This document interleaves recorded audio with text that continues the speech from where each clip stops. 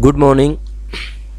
Modern algebra में इससे पहले जो हमने लेक्चर किए थे उसमें ग्रुप पढ़ा था, बाइनरी ऑपरेशन पढ़ा था, ऑर्डर कैसे निकालते हैं दोनों कंपोजिशन में, ऑर्डर को सीखा था। आज इससे आगे कंटिन्यू करते हुए हम कुछ फंक्शंस को मैं आपको पढ़ा रहा हूँ। उसमें पहला फंक्शन आता है sir Euler function. Euler phi function कहते हैं इसको, Euler phi function. Euler phi function, ध्यान से सुनिएगा बात को। ये फंक्शंस जो होते हैं जैसे यूलर फंक्शन, फाई फंक्शन है, टाउ फंक्शन है और सिग्मा फंक्शन है, तो ये कुछ नोटेशन है जो आपको ध्यान रखने हैं। इससे आप सब ग्रुप निकाल सकते हैं, नंबर ऑफ सब group, number of generator, number of सब रिंग, सारी चीज़ें। तो उनमें जो पहला फंक्शन है यूलर फाई फंक्शन है। तो ये क्या होता है, इसको समझने से पहले जरा सा हम बेसिक टर्मिनोलॉजी ये सीखें। हमने ये सीखा है कि हर नंबर चाहे वो प्राइम हो, कंपोजिट हो, उसको प्राइम के प्रोडक्ट के फॉर्म में आप लिख सकते हैं। P1 to the power K1 into P2 to the power K2 dot dot PR to the power KR तरीके से लिख सकते हैं। मतलब जैसे मैं लिखता हूँ यहाँ पे 10, तो 10 को आपको पता है कंपोजिट नंबर है, तो इस कंपोजिट नंबर को 2 इंटू 5 लिखोगे ना आप, इसकी पावर 1, इसकी भी power 1। Every composite number can be written as product of prime.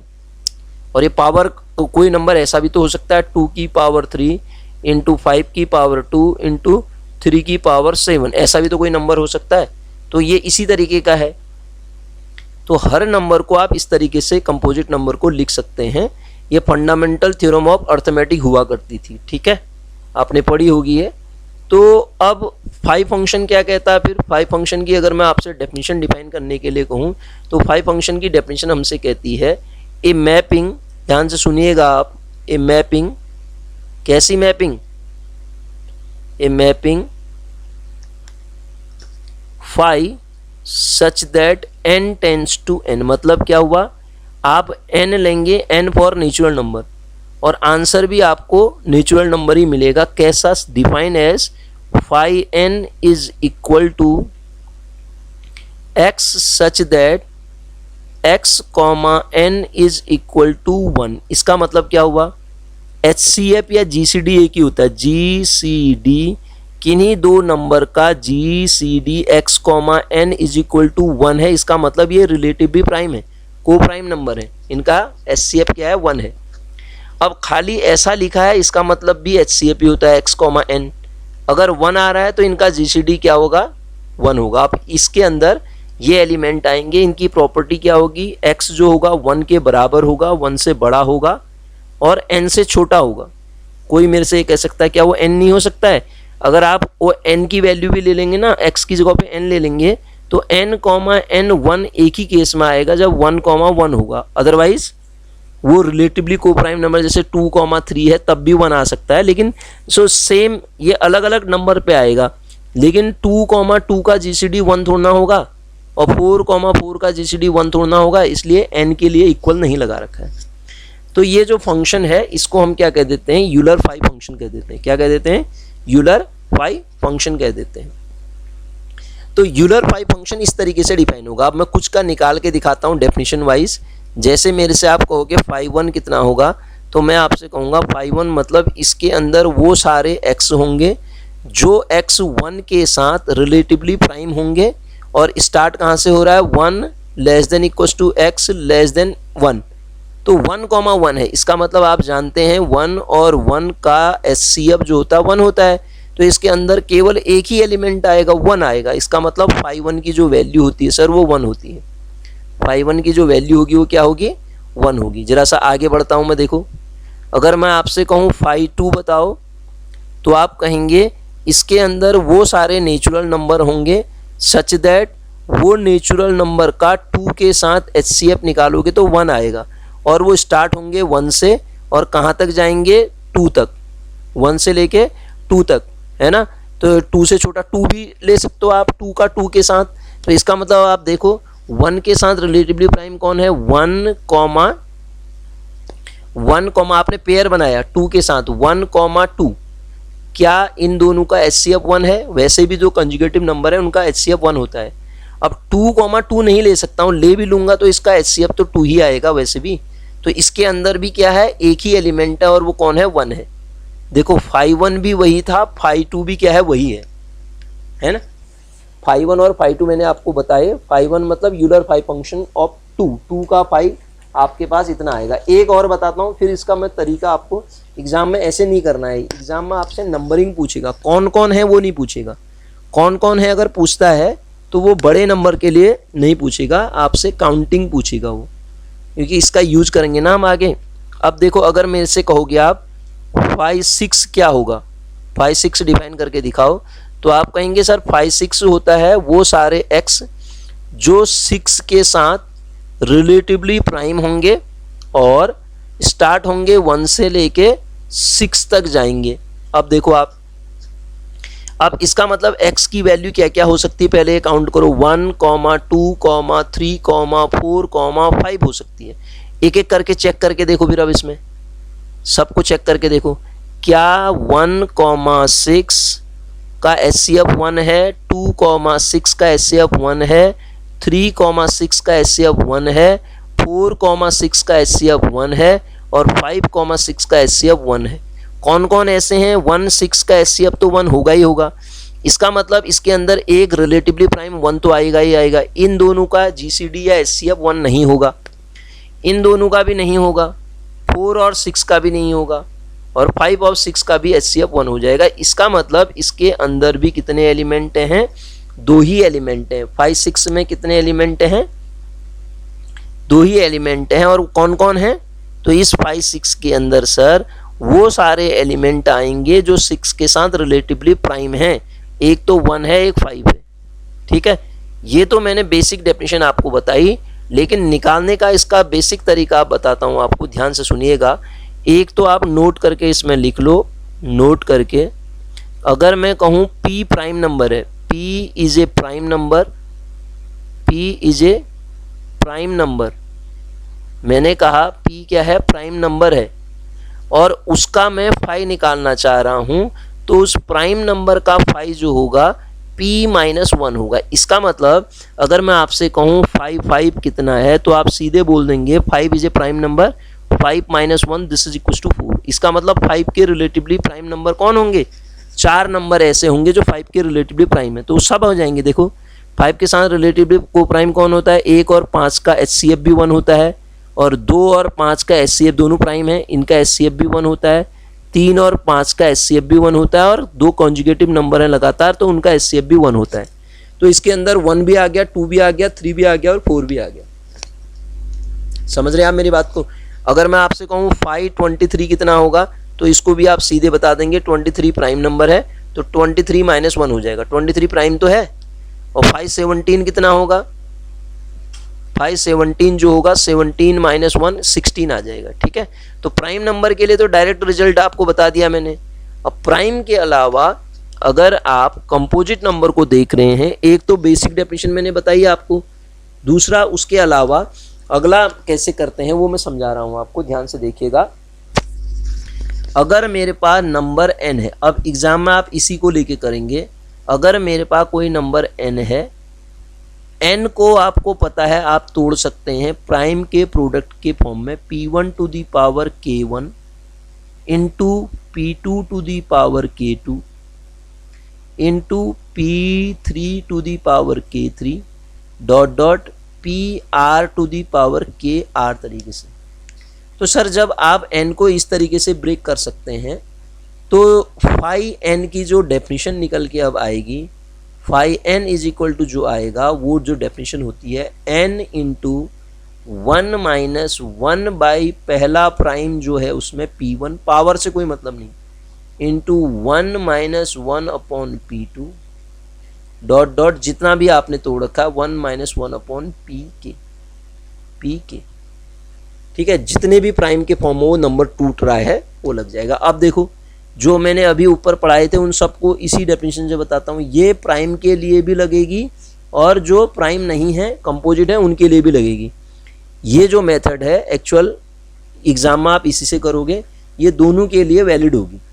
ये वाली मेथड जो होगी ये दोनों के लिए क्या होगी, वैलिड होगी। अब सुनिएगा, अभी जो मैंने ऊपर बताए थे उनको इससे निकालने की कोशिश करता हूँ मैं, ध्यान से सुनना आप। पहला मैंने लिखा 5 1, फाई 1 तो 1 ही होता है, इसको चेक करने की ज़रूरत नहीं।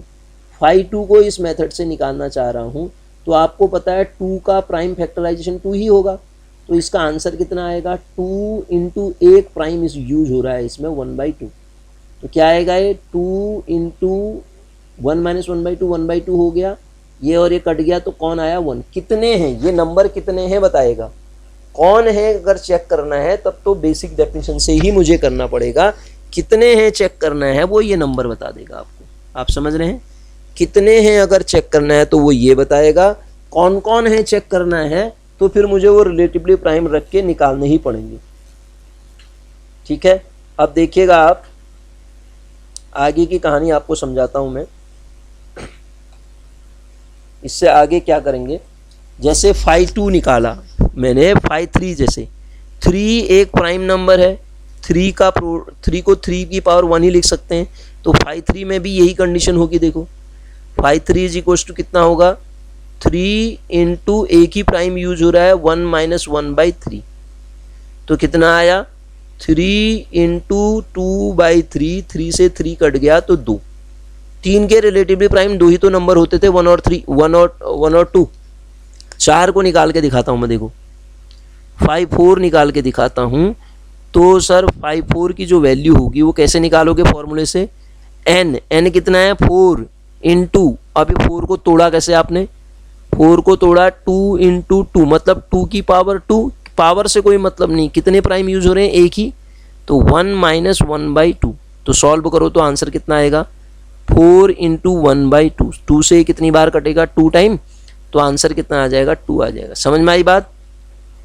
और अभी मैंने 5 निकाला था, तो उसको आपने कैसे निकाला, देखो 5 की अगर आप बात करेंगे तो 5 क्या होगा, 5 इंटू 5 का एक ही है 1 माइनस 1/5, तो कितना होगा 5 इंटू 4/5, 5 से 5 कट गया तो आंसर क्या आ गया 4 आ गया। यही तो आ रहे थे। तो ये मैंने आपको इसमें समझाया यूलर पाइप फंक्शन क्या होता है, यूलर पाइप फंक्शन को कैसे निकालते हैं। ठीक है, इसके बाद एक चीज़ मेरी इससे पहले लेक्चर में छूट गई थी, मैं ज़रा सा उसको बता देता हूँ आपको।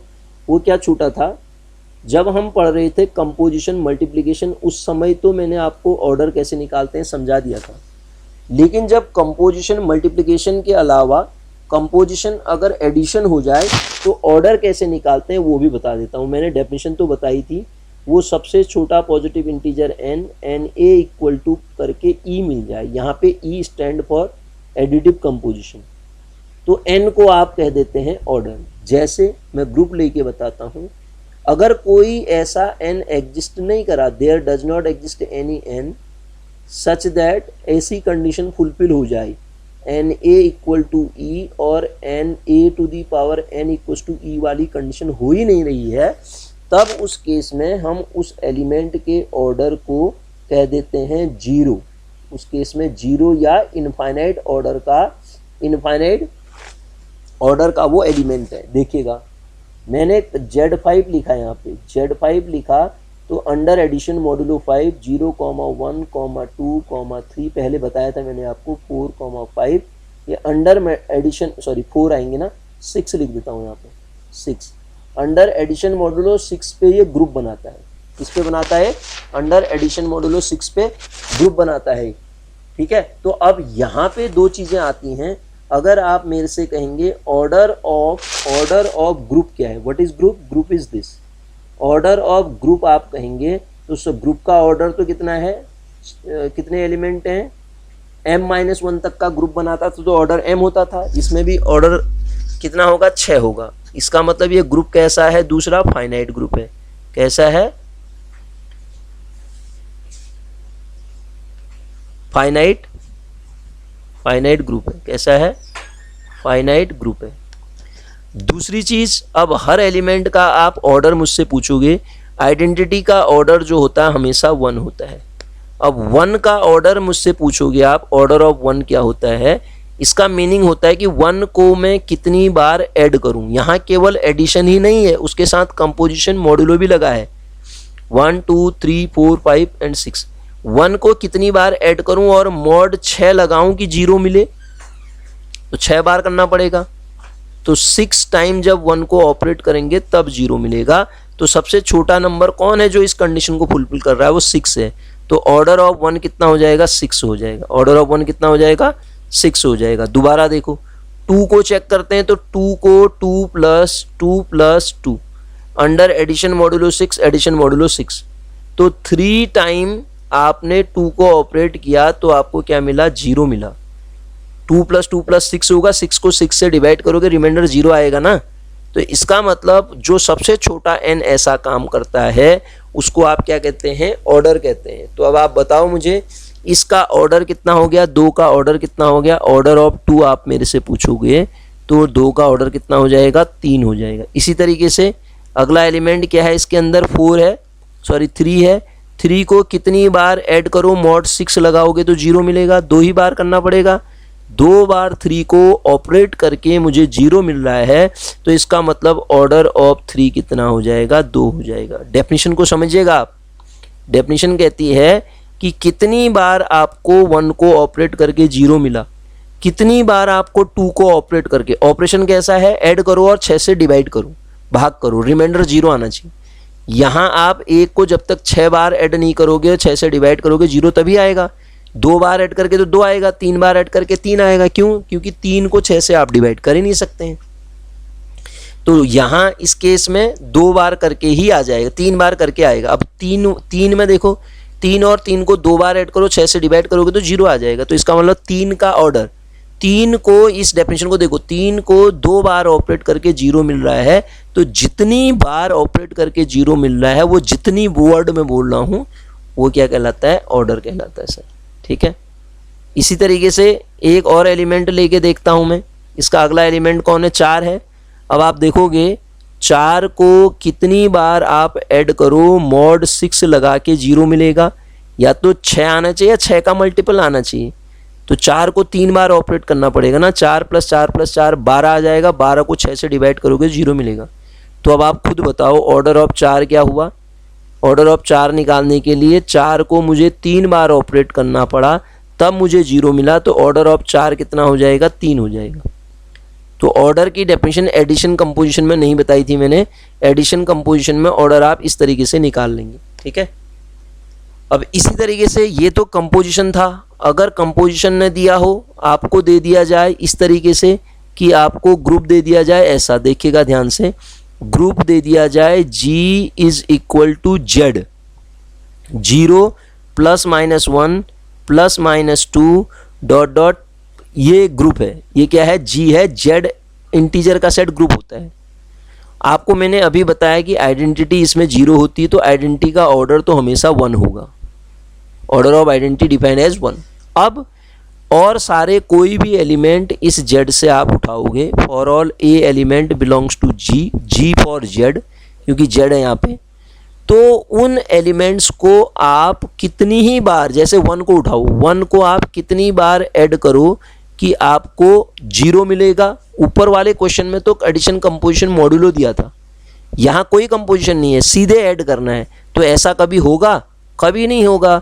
There does not exist any n such that, कोई फाइनाइट नंबर ऐसा नहीं होगा जो कि 1 को ऑपरेट करके 0 दे रहा होगा। तो इसका मतलब ऑर्डर ऑफ 1 यहाँ पे क्या हो जाएगा, 0 और इन्फिनिटी। मैंने बताया था अगर कोई n ऐसा एग्जिस्ट ना करे तो उस केस में उसको ऑर्डर 0 या इन्फिनिटी कह देते हैं। तो अब आपको ये बात समझ में आ गई, ऑर्डर कितना हो जाएगा, या तो 0 या इन्फिनिटी कह सकते हैं।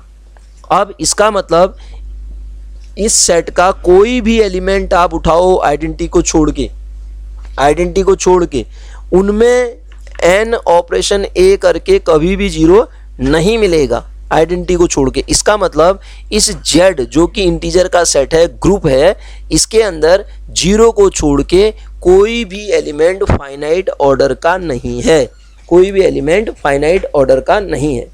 इसी से आगे एक दो चीज़ें और निकलती हैं, टॉर्जन ग्रुप है, टॉर्जन फ्री ग्रुप है ना।